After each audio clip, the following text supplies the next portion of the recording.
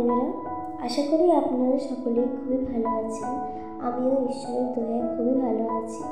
আজ আপনাদের মাঝে আমি বলবো জীবনের সকল সমস্যার হাত থেকে মুক্তি পেতে প্রার্থনা। আমার খ্রিস্ট কথা চ্যানেলে আরও একটি পরবর্তী ভিডিও নিয়ে হাজির হলাম। প্রথম থাকতে শেষ পর্যন্ত দেখবেন। ভালো লাগলে অবশ্যই লাইক, কমেন্ট, শেয়ারের মাধ্যমে উৎসাহ আমাদের বাড়িয়ে দেবেন। ঈশ্বরকে ধন্যবাদ দিয়ে আজকের ভিডিওটি শুরু করছি। বাইবেলে অনেক শক্তিশালী প্রার্থনা আছে যেগুলি মানুষকে শান্তি, আশ্বাস ও ঈশ্বরের সহায়তা এনে দেয়। তবে সত্যি জীবনের সব সমস্যা দূর হয় এভাবে বলা একটু অতিরঞ্জিত হতে পারে, কারণ বাইবেল আমাদের শেখায় যে প্রার্থনা আমাদের শক্তি ও দিক নির্দেশন দেয়, সমস্যা একদম মুছে ফেলে না। তবে একটি খুবই পরিচিত ও শক্তিশালী প্রার্থনা আছে যেটা বহু খ্রিস্টান প্রতিদিন করে থাকেন।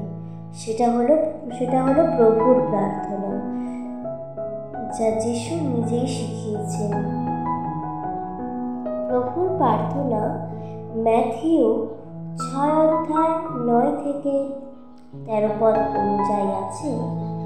হে আমাদের স্বর্গীয় পিতা, তোমার নাম পবিত্র বলিয়া মান্য হোক, তোমার রাজ্য আসুক, তোমার ইচ্ছার সিদ্ধি হোক।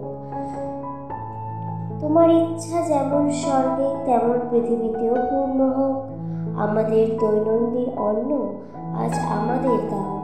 আমাদের অপরাধ ক্ষমা করো, যেমন আমরাও আমাদের অপরাধীদের ক্ষমা করি। আমাদের পরীক্ষা নিও না, বরং আমাদের উদ্ধার করো মন্দ থেকে, কারণ রাজ্য, শক্তি ও মহিমা চিরকাল তোমারই। আমিন।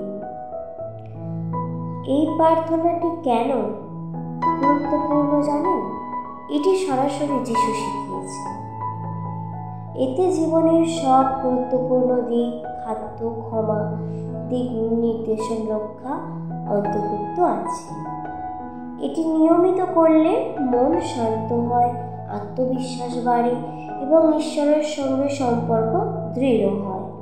যদিও আরো গভীরভাবে সাহায্যের প্রার্থনা করতে চাও, তাহলে গীতা সংহিতা 23 অধ্যায়ে আছে, প্রভু আমার রাখাল, আমি অভাব অনুভব করব না।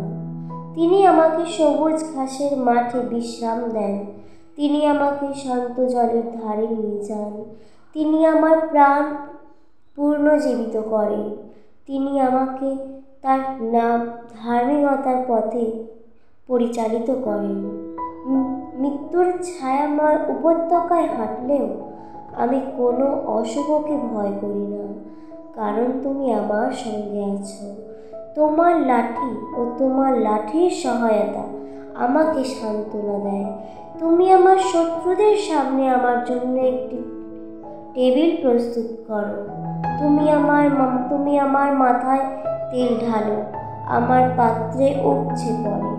নিশ্চয়ই তোমার অনুগ্রহ ও দয়া সারা জীবন আমার সঙ্গে থাকবে এবং আমি চিরকাল প্রভুর গৃহে বাস করব। এই প্রার্থনাগুলি নিয়মিত সকালে ও রাতে পাঠ করো। শান্ত মনে, বিশ্বাস সহকারে করো। শুধু মুখে বললেই হবে না, মন থেকে চাইলেই তা সত্যি জীবনে প্রভাব ফেলে। প্রয়োজনে তোমার সমস্যার ধরন জানালে আরও নির্দিষ্ট কোনো বাইবেলের আয়ত্ত বা প্রার্থনা দিতে পারো। এতে তোমার জীবনের সমস্যা দূর অবশ্যই হবে। প্রভুতে বিশ্বাস রেখে শুধু প্রার্থনা করো। আমিন। ঈশ্বরের গৌরব। ঈশ্বরকে ধন্যবাদ দিয়ে আজকের ভিডিওটি এই পর্যন্তই আমি শেষ করলাম। বন্ধুরা, ভালো লাগলে অবশ্যই আমাদের চ্যানেলটিকে সাবস্ক্রাইব করে আমাদের পাশে থাকবেন এবং বেল আইকন